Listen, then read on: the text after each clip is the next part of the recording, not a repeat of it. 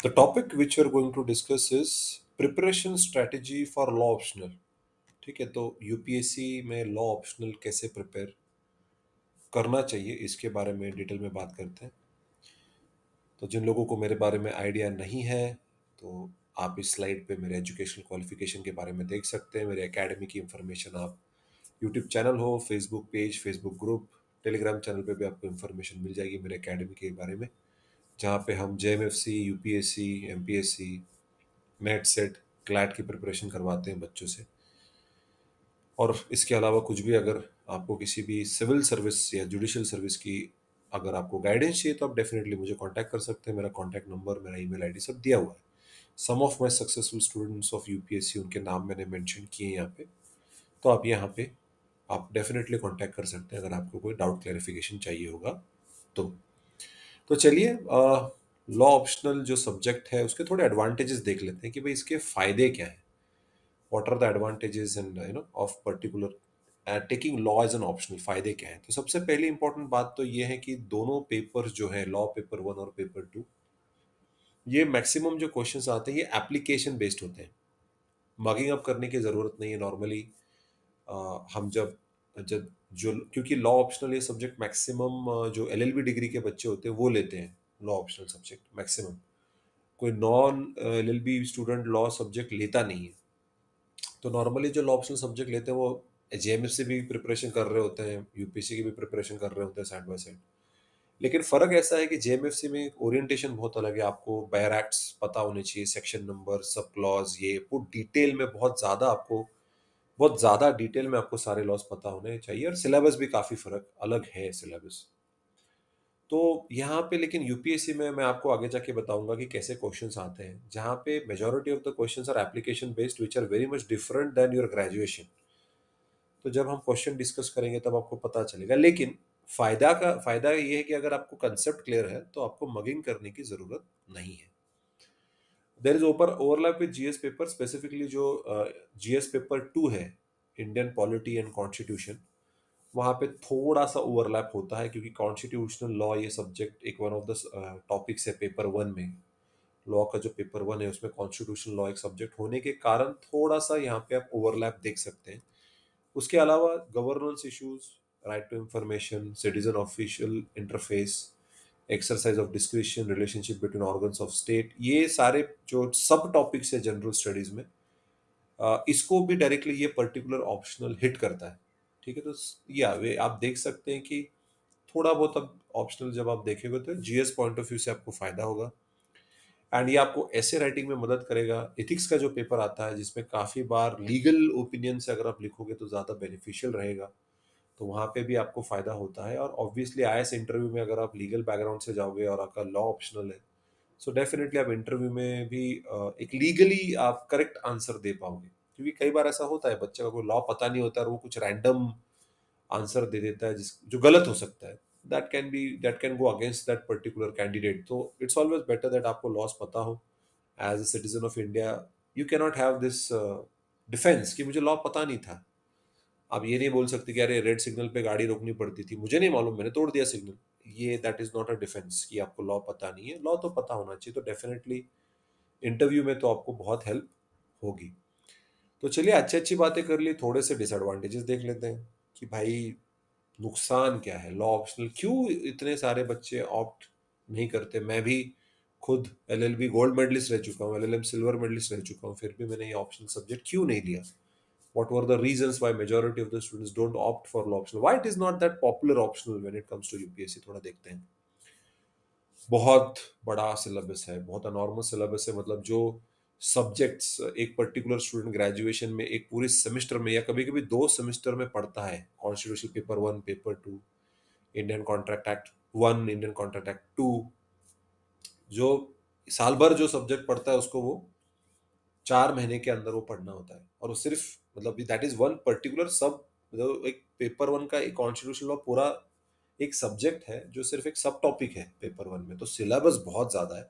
मैं सिलेबस भी आपके साथ आगे जाके डिस्कस करूंगा। तो सिलेबस बहुत ज्यादा इन कंपैरिजन टू जो दूसरे जो ऑप्शन है, public administration, sociology, philosophy, anthropology, उनके कंपैरिजन में तो बहुत ज्यादा सिलेबस है। तो टाइम लगता है पढ़ने के लिए, प्रिपरेशन करने के लिए टाइम लगता है। वोकैबलरी जो इस्तेमाल करते हैं लॉ में स्पेसिफिकली, वो थोड़ी एलियन और आर्कियाक होती है भाई। कई बार बच्चे जो एलएलबी के बच्चे भी लॉ की भाषा समझ नहीं पाते हैं।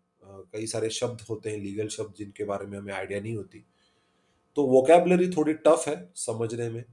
हाँ, लेकिन एक बार आपको कोई अच्छा गाइड मिल गया पढ़ाने वाला, कोई अच्छा आपको मार्गदर्शन करने वाला, अगर आपको लॉ टीचर मिल जाता है जो आपको पूरा लॉ का ऑप्शनल सही से पढ़ा के दे, तो डेफिनेटली वो सॉर्ट आउट हो सकता है। But as far as my knowledge goes, इतने ज़्यादा लोग हैं नहीं जो अच्छा गाइड कर सकते हैं specifically for UPSC. UPSC point of view से जेएमएफसी के लिए मिल जाएंगे।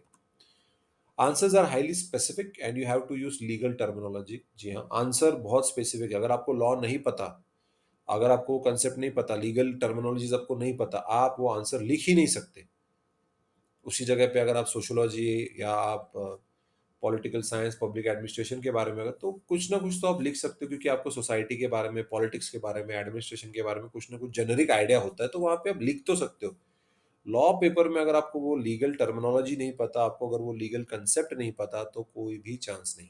आप वो आंसर अटेम्प्ट ही नहीं कर सकते। वो पता चलेगा जैसे आप आगे क्वेश्चंस डिस्कस करेंगे। जैसे आपको केस लॉज मेमोराइज करने पड़ेंगे, उनके नाम याद रखने पड़ेंगे। नॉर्मली जब हम ग्रेजुएशन, लॉ का ग्रेजुएशन जब कर रहे होते हैं, तो हम इसके ऊपर ज्यादा ध्यान नहीं देते, या हम कुछ भी नाम लिख देते हैं। ऐसा ऊपर ऊपर से कुछ नाम लिख देंगे। हमको कभी एक ही पार्टी का नाम पता होता है, दूसरे पार्टी का नाम नहीं पता होता, या हमें पार्टी के नाम ही नहीं, केस लॉ ही नहीं पता, तो मैं कुछ भी नाम लिख देता हूँ कि अमित शाह वर्सेस अनुप अनुप सिंह, ऐसा कुछ तो लिख दोगे, और नीचे it was held by supreme court. भाई ऐसी कोई केस है नहीं है। ऐसे अगर आप यूपीएससी में लिखोगे तो भाई तो आप तो गए, क्योंकि ऐसा आप रैंडम कोई भी केस, कोई भी नाम नहीं डाल सकते। यूपीएससी में एग्जामिनर काफी स्ट्रिक्ट होते हैं, वो मार्क्स नहीं देंगे, डायरेक्टली जीरो कर देंगे। इससे अच्छा कि मत लिखो अगर नहीं पता है तो। मेमोराइज करना पड़ता है काफी केस लॉज, बिकॉज आपका ये स्पेशलाइज सब्जेक्ट है। और जो ग्रेजुएशन की अप्रोच है डेफिनेटली उससे बहुत अलग है, और आपको पता चलेगा कैसे। आगे आगे जैसे हम जाएंगे, आपको समझ में आएगा कि क्यों ग्रेजुएशन की अप्रोच और यूपीएससी के अप्रोच में इतना ज़्यादा फर्क होता है। कई सारे लॉ के प्रोफेसर्स हैं जो नेट सेट क्वालिफाइड है, जो पीएचडी कर चुके हैं, लेकिन यूपीएससी ओरिएंटेशन से वो नहीं पढ़ा सकते, क्योंकि जो कॉलेजेस में पढ़ाया जाता है और जो यूपीएससी में पूछा जाता है उसमें बहुत फर्क है। कॉलेज में maximum questions are factual based होते हैं, और यूपीएससी में सब एप्लीकेशन बेस्ड होते हैं। इसी वजह से वो अप्रोच कंप्लीटली अलग है, और कई सारे बच्चों को लगता है कि मेरी तो पढ़ाई हो गई है, मैं तो टॉपर था, या मेरे 70% है। यूपीएससी में वो इंडिविजुअल क्लियर नहीं कर पाता है। तो same applies for history, geography, sociology, engineering subject सभी का, क्योंकि ग्रेजुएशन का पढ़ाई और यूपीएससी की पढ़ाई बहुत अलग है। सिलेबस डिस्कस कर लेते हैं कि कितना एनॉर्मस, मैंने आपको बोला वन ऑफ द डिसएडवांटेजेस। तो मैं आपके साथ सिलेबस डिस्कस करना चाहूंगा कि देखिए कितना बड़ा सिलेबस है। पेपर वन, दो पेपर होते हैं, लॉ पेपर वन और पेपर टू।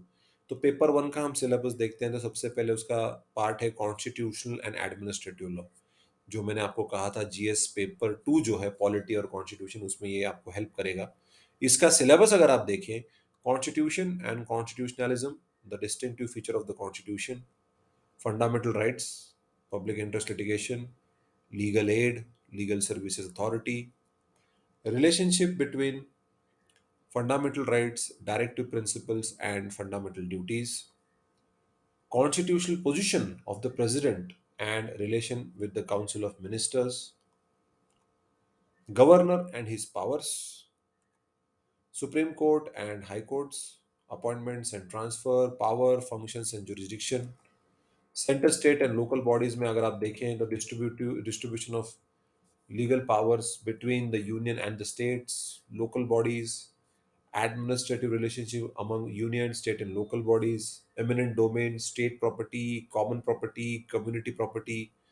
ये बहुत डिटेल में पढ़ना पड़ता है, ऊपर ऊपर से नहीं पढ़ते हैं। तो कई बार तो ग्रेजुएशन में बच्चे पढ़ते भी नहीं है, ये बहुत डिटेल में जाना पड़ता है। Legislative powers, privileges and immunities, again services under the union and the states, मतलब इसमें UPSC, state public service commission, उनके पावर्स, फंक्शंस, ये रिक्रूटमेंट कैसे करते हैं, what are the conditions of service, constitutional safeguards, administrative tribunals, election commission के powers, functions क्या होते हैं, ये भी हमें पता होने चाहिए। इमरजेंसी प्रोविजंस पता होने चाहिए, state emergency, national emergency, financial emergency, that is section article 354, 356, 360, ये सब हमें पता होने चाहिए। Amendment of the constitution article 368, ये पूरा प्रोसीजर पता होना चाहिए, कब कैसे अलग अलग टाइप्स के अमेंडमेंट, ये सारे हमें पता होने चाहिए। Principal of natural justice, emerging trends and judicial approach, तो करंट अफेयर्स के बारे में भी आपको अप टू डेट रहना पड़ता है, न्यूज़पेपर रीडिंग करनी पड़ेगी। Delegated legislation and it's constitutionality, कि भाई अभी एडमिनिस्ट्रेटिव लॉ का अगर आप देखें, प्रिंसिपल ऑफ नेचुरल जस्टिस से एडमिनिस्ट्रेटिव लॉ का सिलेबस चालू हो गया।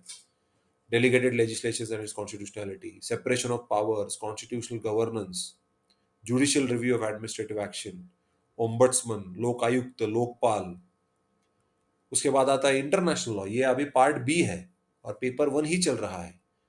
Nature and definition of international law, relationship between international law and municipal law, state recognition and state succession, law of the sea, inland waters, territorial sea, contiguous zone, continental shelf, exclusive economic zone, high seas, individuals, nationality, statelessness, human rights, and procedures available for the enforcement, territorial jurisdiction of states, extradition and asylum, treaties, formations, application, termination, and reservation, United Nations, its principal organs, powers, functions, and reforms, peaceful settlement of disputes, different modes, lawful recourse to force, aggression, self defense, intervention, fundamental principles of international humanitarian law, international conventions and contemporary developments, legality of the use of nuclear weapons, ban on testing of nuclear weapons, nuclear non proliferation treaty, comprehensive test ban treaty, that is CTBT, international terrorism, state sponsored terrorism, hijacking,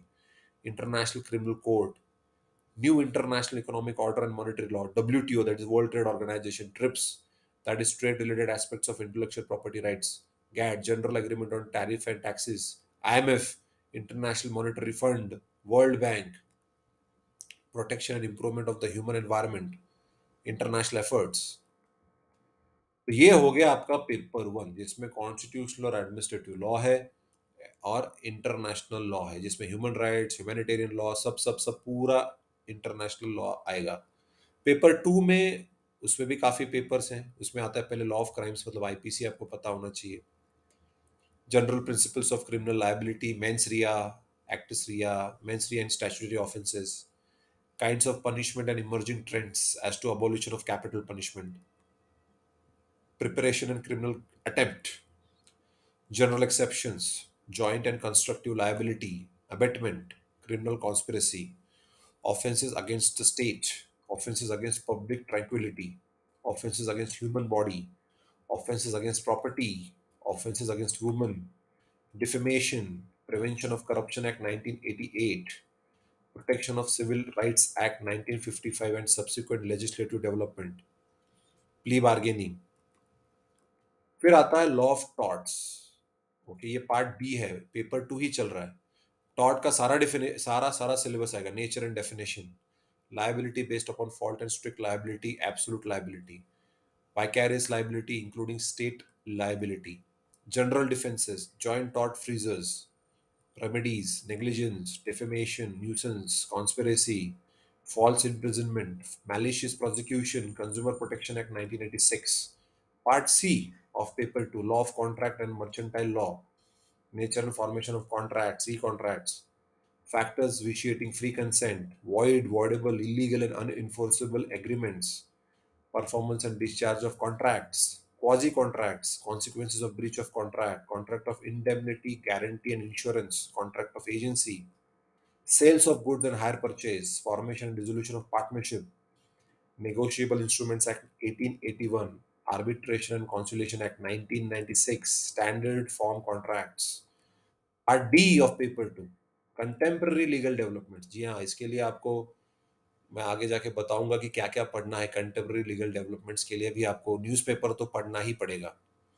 public interest litigations, intellectual property rights, concepts, types, prospects, मतलब patents, copyright, trademark, geographical indications, trade secrets, patent plant varieties, ये सब पता होना चाहिए। उसके बाद information technology law including cyber laws, concept, purpose, prospects, मतलब IT act पता होना चाहिए। Competition law, concept, purpose, prospect, competition act of India पता होना चाहिए। ADR, alternate dispute resolution mechanisms, concept, types, prospects, इसमें आर्बिट्रेशन, कॉन्सिलिएशन, नेगोशिएशन, लोक लोक अदालत, ये सब पता होना चाहिए। Fast track courts, major statutes concerning environmental law, मतलब यहाँ पे एनवायरमेंट रिलेटेड जैसे लॉज हैं सारे, prevention of air pollution, prevention of water pollution, wildlife protection act, protection of environment, prevention of pollution act, ये सारा आपको पता होना चाहिए। RTI, right to information act, trial by media, is it legal illegal, उसके बारे में भी हमें पता होना चाहिए। तो भाई ये रहा सिलेबस, ठीक है, this was the total syllabus for law paper 1, ठीक है, एंड लॉ पेपर 2। अभी मैं, जैसे मैंने आपको बताया, मैं क्वेश्चंस एग्जामिनेशन में क्वेश्चंस कैसे आते हैं, तो कई बार बच्चों को लगता है, जैसे मैंने कहा कि ग्रेजुएशन में लॉ करा हुआ है तो मुझे सब आता है, मैं टॉपर था, मैं गोल्ड मेडलिस्ट था, फिर भी मैंने नहीं लिया। बट बच्चों को लगता है कि अगर मुझे फर्स्ट क्लास है तो मैं तो आराम से लॉ ऑप्शनल से आईएएस बन जाऊंगा। तो क्वेश्चंस देखते हैं, और देखते हैं आप अपने आप से जब ये क्वेश्चन पढ़ते हो तो पूछो कि ये सब्जेक्ट जब मैंने पढ़ा, क्या मुझे ये कंसेप्ट पता है एग्जैक्टली कि मैं यूपीएससी पॉइंट ऑफ व्यू से लिख पाऊंगा और मैं आईएएस बन पाऊंगा, ये पूछना खुद से, और ऑनेस्टली अपने आप को जवाब देना, हाँ या ना। पहला question, justify the contemporary economic liberalization reforms on the basis of constitutional provisions। वाह, तो ये पहला क्वेश्चन है जहां पे जो 1991 में जो इकोनॉमिक लिबरलाइजेशन हुआ, LPG liberalisation, privatisation, globalisation, was that constitutional? ये कॉन्स्टिट्यूशनल लॉ का क्वेश्चन है, और हमें जब ग्रेजुएशन में एलएलबी में कैसे पूछते हैं, आर्टिकल 21 के बारे में बताओ, आर्टिकल 19 के बारे में डिटेल में बताओ, और ये देखो कि इकोनॉमिक लिबरलाइजेशन को आपको कॉन्स्टिट्यूशनल प्रोविजन के साथ लिंक करके दिखाना है, कि वो जस्टिफाई करना है। Application based question, the Indian constitution has ought to combine the presidential form with the parliamentary form of government, discuss. और अभी पहले तो कई बच्चों को प्रेसिडेंशियल और पार्लियामेंट्री फॉर्म ऑफ गवर्नमेंट में फर्क नहीं पता। फर्क पता होगा तो उसको कॉन्स्टिट्यूशन में कैसे कंबाइन करने की कोशिश की, इसके ऊपर डिस्कशन करना है और आंसर लिखना है, वो भी यूपीएससी के लिए। The rule against bias strikes at such factors which may improperly influence in arriving at a decision. Comment. The rule against bias strikes at such factors which may improperly influence in arriving at a decision. Comment. अभी administrative law का principle of natural justice का question है, इस पे answer लिखना है। Write critical notes on modern progressive approach of the principles of natural justice. Critically इसके ऊपर आपको लिखना है, modern progressive approach on the principles of natural justice. उसके बाद देखते हैं, what is the importance of international treaties in modern international law, can a multilateral treaty be terminated, explain. ये क्वेश्चन इंटरनेशनल लॉ का क्वेश्चन आया। Law recognizes that mistake must be in good faith, explain the defense of mistake contained under exception under Indian penal code। तो mistake के बारे में सब case laws पता होने चाहिए, प्रोविजंस पता होने चाहिए, और मिस्टेक के बारे में जो एक्सेप्शंस है वो भी आपको पता होने चाहिए, कि कब आपको छोड़ा जाएगा, कब mistake will be considered as a defence and you will be acquitted, और when you will not be, still you will be punished. वो सारे क्लॉज सब क्लॉज पता होने चाहिए under IPC. Law of torts is said to be the development of the magazine उनिजस इबम रेमेडियम, डिस्कस द स्टेटमेंट। इस मैगजीन के बेस पे ये लॉ बना है, डिस्कस कीजिए। तो इसके लिए आपको 20 मार्क का, 10 मार्क का आंसर लिखना पड़ेगा। Right to stoppage of goods in transit starts with right to lien ends, discuss. अब ये कॉन्ट्रैक्ट का आ गया question, again application based question. अभी थोड़ा सा फैक्चुअल क्वेश्चन है। Section 74 of the Indian contract act 1872 has cut down the most troublesome knot of the common law doctrine of avoiding damages, discuss। अभी सेक्शन 74 क्या है, कॉमन लॉ डॉक्ट्रिन क्या है, ये अगर आपको पता नहीं होगा आप इसका आंसर नहीं लिख सकते। So you have to study very very deeply.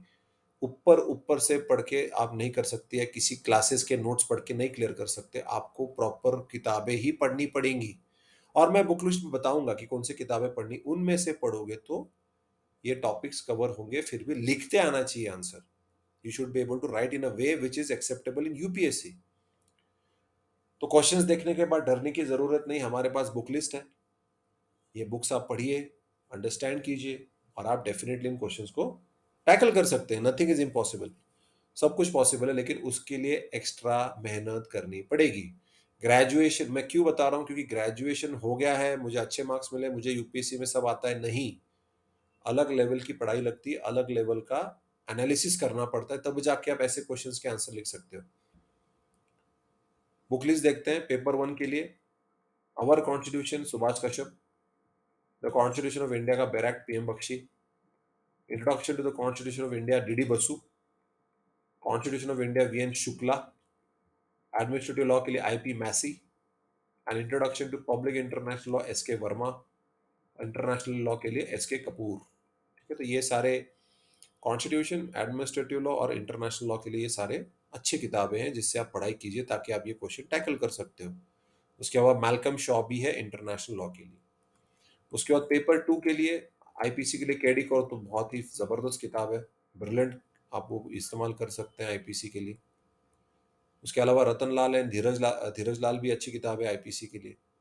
उसके अलावा पिल्ले, अच्युतन पिल्ले, पीएस अच्युतन पिल्ले भी अच्छी किताब है, criminal law. Law of taught के लिए अगेन वही ऑटोचिथोन पिल्ले की किताब पढ़ सकते हैं। जूरिस्प्रूडेंस आर के त्रिपाठी एंड डियास, अच्छी किताब है। Indian contract act and specific relief act, Pollock and Mulla, ये किताब अच्छी है, Indian contract act. Mercantile law के लिए आर के बांगिया पढ़िए। प्रिंसिपल्स ऑफ मर्चेंटाइल लॉ के लिए अवतार सिंह, ये किताब अच्छी है। ओके, तो ये सारे पेपर 2 की सारी लिस्ट है। ये अगर पढ़ेंगे तो आप देख सकते हैं कि ये कोई नोट्स नहीं है, ये किताबें हैं, प्रॉपर रेफरेंस किताबें, ये पढ़नी पड़ेंगी, डिटेल में उसको समझना होगा, तभी आप आराम से ये पेपर पढ़ पाओगे, क्रैक कर पाओगे। You just cannot just rely on some institutes notes और समथिंग, ऐसा कोचिंग या ये पढ़ना, ये किताबें पढ़नी ही पड़ेंगी। उसके अलावा कंटेम्प्रेरी डेवलपमेंट्स का मैंने आपको बताया था, बाकी की चीजें भी पढ़नी पड़ेंगी। ऐसा नहीं कि ये किताबें पढ़ लिया तो मेरा पेपर आराम से मैं लिख पाऊंगा या पाऊंगी, नहीं। उसके अलावा भी बाकी बहुत सारी चीजें पढ़नी होती है, जैसे कि न्यूज़पेपर। द हिंदू, मैं हमेशा बताता हूँ द हिंदू पढ़िए, बहुत ही जबरदस्त पेपर है, कॉम्पिटिटिव एग्जामिनेशन के लिए बेस्ट है the Hindu. Law commission reports पढ़ने पड़ेंगे, पुराने या नए वाले, अगर कोई नए आया तो रिपोर्ट पढ़नी ही पड़ेगी, उसके ऊपर क्वेश्चन आने की प्रोबेबिलिटी बहुत ज्यादा है। आरटी एक्ट पढ़ना पड़ेगा, राइट टू इंफॉर्मेशन एक्ट, क्योंकि वो आपके सिलेबस में है। अल्टरनेट डिस्प्यूट रेजोल्यूशन के लिए कि आपको सीपीसी, जो सिविल प्रोसीजर कोड, इवन तो सिलेबस पे नहीं है लेकिन एडीआर के लिए उसके स्पेसिफिक प्रोविजंस आपको पढ़ने पड़ेंगे। फिर competition law, you have to read the PDF files which are available on the website of the competition commission of India. तो जो पीडीएफ अवेलेबल है उनके वेबसाइट के ऊपर आपको जाके वो पीडीएफ डाउनलोड करके वो पीडीएफ पढ़ने होंगे, समझने होंगे और उस हिसाब से आंसर लिखने होंगे। साइबर लॉज है, आईटी एक्ट पढ़ना पड़ेगा। इंटेलेक्चुअल प्रॉपर्टी राइट्स के लिए जो primer is given by Nishith Desai associates on the IPR regime in India, that is more than sufficient, क्योंकि यहाँ पे आपको बेसिक नॉलेज होना चाहिए। पेटेंट क्या है, कॉपीराइट क्या है, ट्रेडमार्क क्या है, बच्चों को उनमें डिफरेंशिएशन नहीं करना आता, तो एटलीस्ट बेसिक नॉलेज तो आपको होना ही चाहिए ताकि आप आंसर अटेम्प्ट कर सके। पब्लिक इंटरेस्ट लिटिगेशन के लिए एमपीजेन की किताब है, उसके ऊपर पीआईएल के ऊपर चैप्टर्स हैं, वो आप पढ़ सकते हैं। या इंटरनेट भी आप एक्सेस कर सकते हैं, कई सारे आर्टिकल्स हैं पीआईएल के पब्लिक इंटरेस्ट लिटिगेशन के ऊपर। और there are various websites such as the Wire, Live Law, Spicy IP. ठीक है, ये सारे अलग अलग वेबसाइट्स हैं, इनको सब्सक्राइब करके इनके they do keep on uploading various content, case studies, वो आप डाल सकते हैं। ऑलराइट, तो यहाँ पे और जो मीडिया ट्रायल बाय मीडिया है उसका भी लॉ कमीशन रिपोर्ट पढ़ सकते हैं। स्पेसिफिकली लॉ कमीशन ने मीडिया ट्रायल के ऊपर रिपोर्ट लिखा है, तो वो लॉ कमीशन का रिपोर्ट आप जरूर पढ़िएगा मीडिया लॉ के लिए।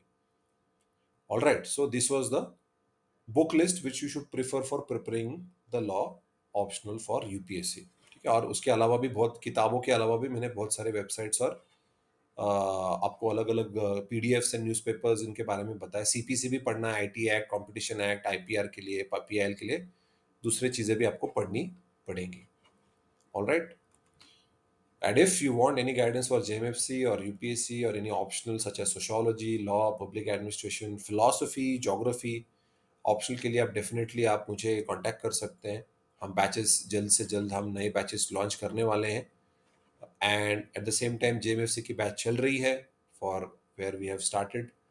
ज़्यादा टाइम नहीं हुआ है, you can definitely join the JMFC batch if you are interested. और इसके अलावा अगर आपको किसी भी कॉम्पिटिटिव एग्जामिनेशन के लिए अगर गाइडेंस चाहिए होगा तो आप डेफिनेटली मुझे मैसेज कर सकते हैं। मेरा व्हाट्सएप नंबर मैंने दिया हुआ है, उस पे ऊपर व्हाट्सएप कीजिए, मेरी अपॉइंटमेंट लीजिए, and you can we can discuss that in detail कि exactly how can we go ahead with respect to your preparation.